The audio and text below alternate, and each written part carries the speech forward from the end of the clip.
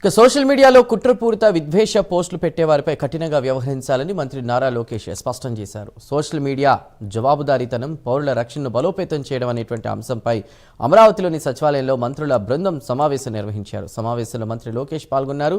ఈ సందర్భంగా IT act 2000, safe harbour, blocking powers, IT rules 2021, compliance and traceability, DPDP act 2023, data protection framework, judicial safeguards, free speech, ప్రైవసీలపై కూడా చర్చించారు. ప్రభుత్వ నిర్ణయాలపై సద్విమర్శలను స్వాగతిస్తామన్నారు.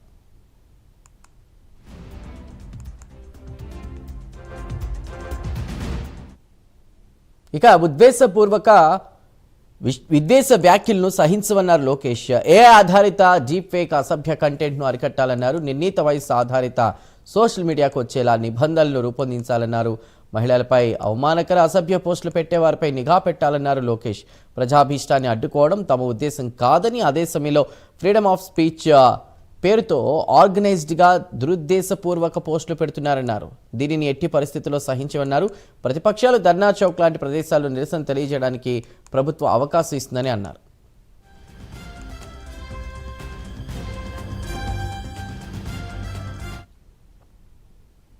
గతంలో జ్యుడిషియరీతో పాటు కొంతమందిని టార్గెట్ చేసి అసభ్య పోస్టులు పెట్టారని లోకేష్ మండిపడ్డారు. విదేశాల్లో ఉండే అభ్యంతరకర పోస్టులు పెట్టేవారిపై ప్రత్యేక నిఘా ఏర్పాటు చేస్తామన్నారు. ఇందుకోసం బలమైన లీగల్ ఫ్రేమ్వర్క్ ఏర్పాటు చేయాలన్నారు.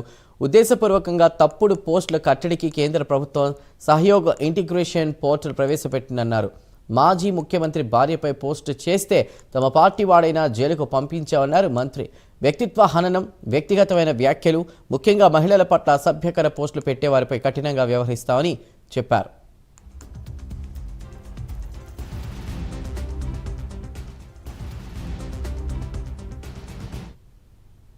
సోషల్ మీడియాలో సెకన్ల వ్యవధిలో కంటెంట్ స్ప్రెడ్ అవుతోందని, ఫలితంగా వెనువెంటనే ప్రభావం చూపుతుందన్నారు. కాంట్రవర్సీ ఎక్కువగా జనంలోకి వెళుతోందన్నారు. ఉద్దేశపూర్వకంగా వివాదాస్పద వ్యాఖ్యలు చేసేవారిపై నిఘా పెట్టాలన్నారు. ఇతర రాష్ట్రాలు, ఇతర దేశాల్లో అమలు చేస్తున్న చట్టాలను అధ్యయనం చేయాలన్నారు. ఆస్ట్రేలియా, EU, UKలలో ఇండిపెండెంట్ రెగ్యులేషన్స్ అమలు చేస్తూ హెవీ పెనాల్టీస్ విధిస్తున్నారని తెలిపారు. సోషల్ మీడియా పోస్టులకు సంబంధించి కేసు నమోదు, ఛార్జిషీట్లకు సమయం పడుతోందన్నారు హోంమంత్రి అనిత.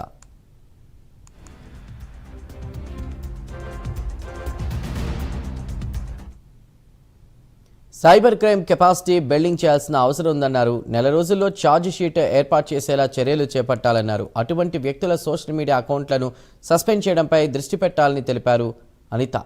రిటైర్డ్ జడ్జీలు, న్యాయ కోవిధుల అభిప్రాయాలను పరిగణలోకి తీసుకుని లీగల్ ఫ్రేమ్వర్క్ ఏర్పాటు చేస్తామని అనిత అన్నారు. రాష్ట్ర స్థాయి కోఆర్డినేషన్ సెల్స్ ఏర్పాటు చేస్తున్నట్లు తెలిపారు.